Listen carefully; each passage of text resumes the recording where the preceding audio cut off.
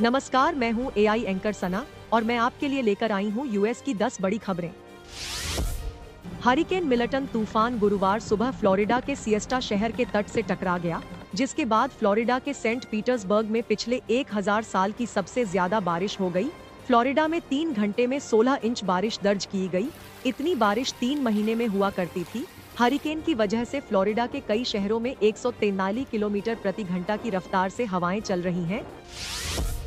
Milton Florida से टकराने वाला साल का तीसरा तूफान है। सिएस्टा की में समुद्री तट से टकराने से पहले ये कैटेगरी 5 का तूफान था।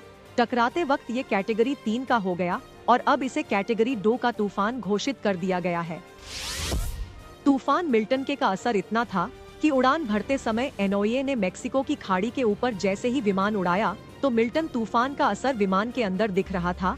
तस्वीरों में आप देख सकते हैं किस तरह लोग विमान के अंदर हिल रहे हैं। नेशनल गार्ड के सदस्य तूफान हेलेन से कटे हुए सुदूर उत्तरी कैरोलिना के पर्वतीय क्षेत्रों में मदद पहुंचा रहे हैं। बुधवार को नेशनल गार्ड ने ब्लैक हॉक हेलीकॉप्टर से जगह जगह मदद पहुंचाई। तूफान के बाद कई इलाकों का संपर्क बिल्कुल टूट गया है। राष्ट्रपति जो बाइडेन ने इजरायली पीएम नेतन्याहू से फोन पर बात की। लेबनान में इजरायली सेना की जमीनी कार्रवाई के बढ़ते दायरे और ईरानी मिसाइल हमले पर जवाबी कार्रवाई करने पर चर्चा हुई। उपराष्ट्रपति कमला हैरिस भी बातचीत में शामिल हुईं।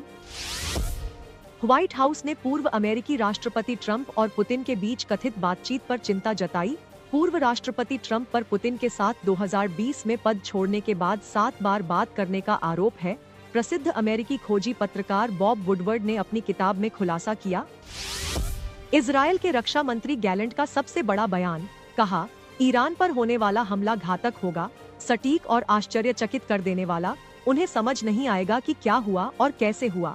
हाल ही में लेबनान में हुए पेजर अटैक को लेकर इजरायली खुफिया एजेंसी मोसाद पर हमले का आरोप लगा था। इससे पहले बाइडेन और नेतन्याहू के बीच बात हुई है।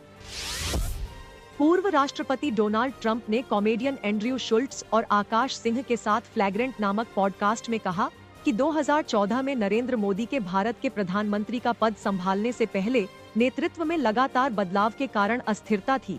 ट्रंप ने पीएम मोदी की जमकर तारीफ की और उन्हें सबसे अच्छा इंसान बताया और कहा कि वह महान हैं, वह मेरे मित्र हैं।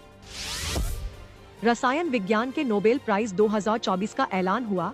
अमेरिका के डेविड बेकर, जॉन जम्पर और ब्रिटिश वैज्ञानिक डेमिस हसाबिस को पुरस्कार मिला।